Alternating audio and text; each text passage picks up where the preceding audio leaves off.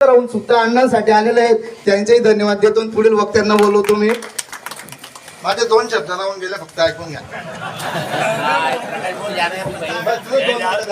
अमृत महोत्सव सुरू आहे बंजारी खपाडे गावात. बोला प्रकाश भाऊ, बोला. बोलू नका फक्त.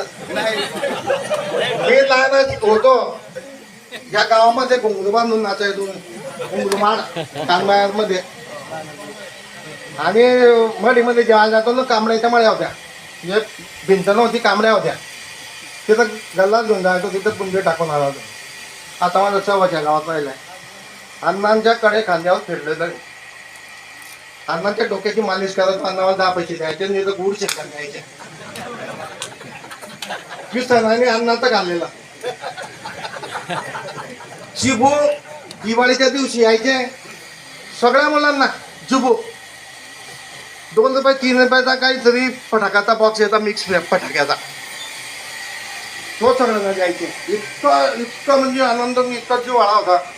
काय आम्हाला नजर लागली, दष्ट लागली, मला हे कळलंच नाही. आणि आता कळलं असं वाटतं की अण्णा कधी कसं काय भेटला नाही. इतका भोळा, साधा, प्रेमळ, जीव लावणारा आणि शब्दाचा पक्का.